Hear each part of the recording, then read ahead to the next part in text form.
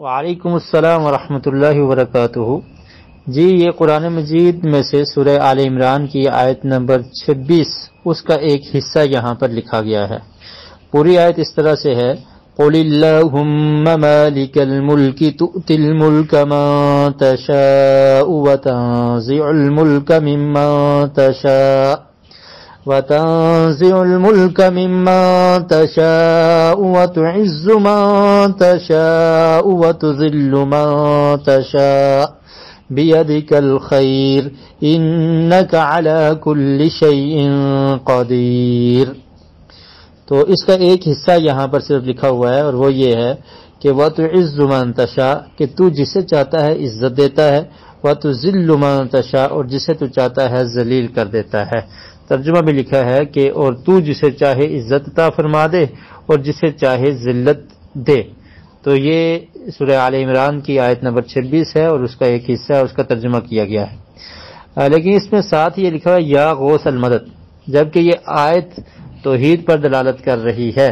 کم از کم اس آیت کا ہی خیال کیا ہوتا کہ اس میں نبی کریم صلی اللہ علیہ وسلم کو اللہ تعالیٰ نے یہ حکم دیا ہے قُلِ اللَّهُمَّ مَالِكَ الْمُلْكِ، کہ اے اللہ کے رسول آپ یہ کہہ دیں کہ اللہ تعالیٰ ہی بادشاہوں کا بادشاہ ہے، وہی بادشاہت عطا کرنے والا ہے، اور جسے چاہتا ہے بادشاہت دیتا ہے، اور جسے چاہتا ہے چھین لیتا ہے، اور جسے چاہتا ہے عزت دیتا ہے، اور جسے چاہتا ہے ذلت دیتا ہے۔ تو اب اللہ سے مانگنا چاہیے کیونکہ وہی سب کچھ دینے والا ہے۔ لیکن یہاں پر ساتھ کا یا غوث المدد، کہ آیت لکھی ہے کہ اللہ تعالیٰ دینے والا ہے، اور مانگا کس سے جا رہا ہے؟ غوث سے۔ تو بس اتنا ہی کافی ہے کہ کم از کم آیت کے جو الفاظ ہیں انہی کو سمجھ لیں تو آپ کا یہ نعرہ خود ہی باطل ہو جائے گا، کیونکہ مدد کرنے والا صرف ایک اللہ ہے۔ اللہ رب العالمین سے ہی مدد مانگی جائے گی، ایسی مدد جو بغیر اسباب کے ہو، یعنی جہاں پر کوئی سبب نہیں چلتا تو وہاں پر اللہ رب العالمین ہی مدد کرنے والا ہے۔ جیسے اولاد اللہ کے علاوہ کوئی نہیں دے سکتا، عزت اللہ کے علاوہ کوئی نہیں دے سکتا، ذلت اگر کسی کو ملتی ہے تو اللہ کے حکم سے ملتی ہے، جسے چاہتا ہے اس کو ذلیل کر دیتا ہے، اور اللہ تعالیٰ ہی بادشاہ عطا کرتا ہے۔ اور اسی آیت کے آخر میں ہے بیدک الخیر، کہ اس کے ہاتھ میں ہی بلائیاں ہیں اور وہ ہر چیز پر قادر ہے۔